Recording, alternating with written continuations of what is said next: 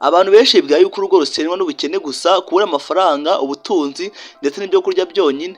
Nyamara ari amakosa abantu bagenda bakora buri munsi atuma urukundo rwabo rugenda rupfa buhoro buhoro kugeza ubwo rurambaraye neza rutakibasha kubura umutwe ngo rurebe hejuru. Niba ushaka kubaka urugo rukomeye, iyi nyigisho ni ingenzi ku buzima bwawe ndetse no kuri wowe, ndetse niba byiza n'abandi ube wabafasha kugira ngo inyigisho ibafashe mu biganiro byabo cyangwa se mu buzima bwabo. Muri Bibiliya haranditse ngo inzu yubakwa n'ubwenge igakomera kubwo kujijuka. Aho ni Imigani 24:3.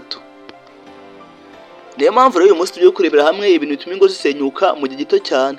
Niyo mpamvu icyo usabwa gukurikira video kugera ku musozo ukarushaho gusobanukirwa ndetse no kumenya byimbitse, ndetse aho tumvishe neza ukandika muri comment kugira ngo tuzabone duhera tugusobanurira ubutaha. Ikintu cya mbere ni ukutaganira neza hagati y'abashakanye.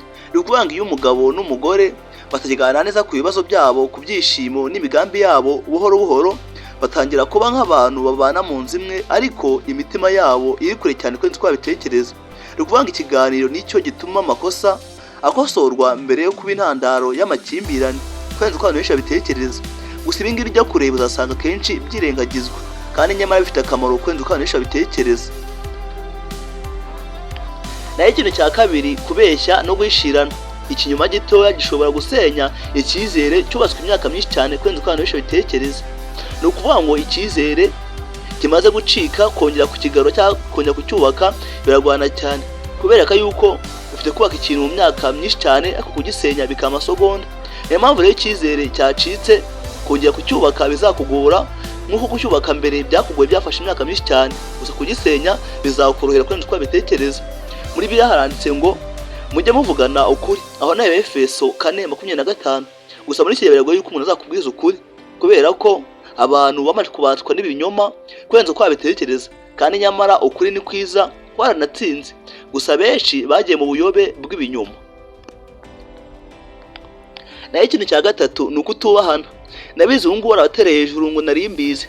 Nigute twisanze ahantu aho umuntu azi ko kutubahana ari bibi cyane, bidahesha n'umuntu agaciro ariko akanga akabikora, aho akaba uwa mbere mu gutera hejuru ngo ibyo ni ibisanzwe. Gusa we ntacyo yahindiyeho, ahubwo ntabwo yubaha abe namba. Ariko kuri nuko urugo rutagira icyubahiro hagati y'abashakanye ntirushobora kuramba uko yagenda kose, kubera ko amagambo mabi, gutukana, gutesha umuntu agaciro, ibyo ngibyo bisenya urukundo kurenza uko mwabitekereza, kubera ko hagati y'abashakanye rubabangiza cyangwa se kumukoza isoni imbere y'abandi bituma gikomeye cyane kurenza uko abantu benshi babitekereza. Ukuri nuko kubahana ni inkingi ikomeye cyane y'urukundo, gusa benshi batazi, kandi ikindi barayirengagiza bayoboye yuko ari inkingi ikomeye cyane cyangwa se umusingi ukomeye cyane w'urukundo. Naho icya kane ni ubuhemu. Ubuhemu bireze cyane kurenza uko abantu benshi babitekereza. Gusa nk'ari imbuto y'ibishyimbo cyangwa ibijumba byeze muri iki gihe, kubera ko uyu umwe mu bashakanye aca inyuma mugenzi we, icyizere cyasenyuka kurenza uko abantu benshi babitekereza. Gusa muri iki gihe bireze cyane kurenza uko abantu benshi babitekereza, kubera ko nibyo gusa muri iki gihe abantu bose basa nk'aho ari byo bayobotse. Nubwo bamwe bababarirwa, ibikomere byo hejuru bishobora kumara igihe kirekire cyane kurenza uko abantu benshi babitekereza. Niyo mpamvu rero ubudahemuka ari ingenzi kuri buri wese.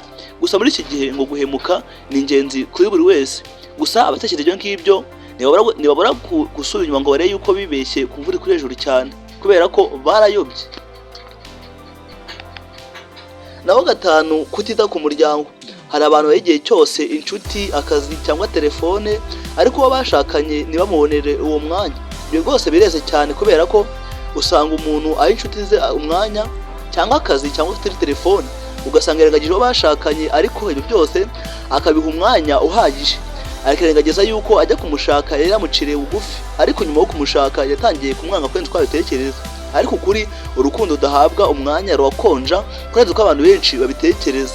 Ni ingenzi guha umwanya urukundo, gusa benshi barabyirengagiza. Ibi twabisanisha by'umbiri bihanditse ngo mukundane nk'uko Kristo yabakunze. Aho nayo Efeso 5:25. Gusa muri iki gihe ngo barangana nk'uko Satani yabanze. Nibwo twisanze ahantu ubona ko gukunda ntacyo bitwara, ariko akangana agakurikira sekibi. Naho gatandatu, kutababarirana. Nta rugo rutagira amakosa, ariko urugo rukomeye ni urwiga kubabarirana no kongera gutangira. Gusa muri iki gihe kubabarirana bisa nko byacitse, uvuga ngo kubabarire azarwara inzika z'igihe kirekire biba ngombwa aba yagukorera ibyafura cyangwa yagukorera ikintu kitari cyiza. Gusa nawe iyo ugize uburakari bukomeye cyane wangiza umubiri wawe ndetse n'ubuzima bwawe, kubera ko kubika inzika bituma umutima wuzura uburakari, bityo bigatuma wakora ikintu kitari cyiza kandi bikageza n'umubiri wawe mu gihe gito cyane. Naho karindwi, gufata ibyemezo wenyine. Ni ukuvuga ngo iyo umwe afata imyanzuro ikomeye atabanje kugisha inama mugenzi we, undi yumva adafite agaciro nk'uko bikwiye, kandi koko nibyo nawe byakubaho, kubera ko ujya ufata ibiri ku wundi nawe ubyishyireho wumve urwego waba uriho. Gusa muri iki gihe n'ibindeba nashaka azagusyonyora akomeze yigendere, kubera ko ntibimureba abantu babaye ibirura. Ariko kuri ibyemezo by'urugo bigomba gufatirwa hamwe aho gufatirwa icagucagu. Gusa muri iki gihe fatirwa icagucagu kurenza uko wabitekereza. Urugero ni nk'igihe mworoye inka agashaka umuntu wo kuza kuyifata ariko atakugishije inama. Naho ikintu cya munani, kudashyira Imana imbere. Urugo rutagira Imana ruba rwubatswe ku musingi woroheje, twagereranya nk'umusenyi, kubera ko gusengera hamwe, gusoma ijambo ry'Imana no kuyoborwa nayo bituma urugo rugira amahoro n'umugisha kurenza uko wabitekereza, kubera ko mbere na mbere n'Imana, ibindi byose bikaza biyikurikiye. Gusa muri iki gihe bayisize ku ruhande, babaye abambari ba Satani kurenza uko wabitekereza. Muri biharanditse ngo nimwubakisha Uwiteka inzu, abayubatse bazaruhira ubusa. Aho ni Zaburi 127. Niba ushaka urugo ruramba, irinde amakosa 8. Urukundo rusaba kwihangana, kubabarirana, kubaha ndetse no gushyira Imana imbere y'ibindi byose, hanyuma ibindi bikaza nyuma berekejwe n'Imana. Murakoze cyane gukurikira inyigisho yacu. Niba mwayikunze mukande subscribe, like ndetse no kundogera. Bibutsa yuko mu yindi video itaha tuzavuga ibintu 7 umugore mwiza akorera umugabo bigatuma urukundo rugira amahoro. Kugira ngo ushishikariza ntuzacikwe, nk'ibisanzwe The Prince Umuragwa.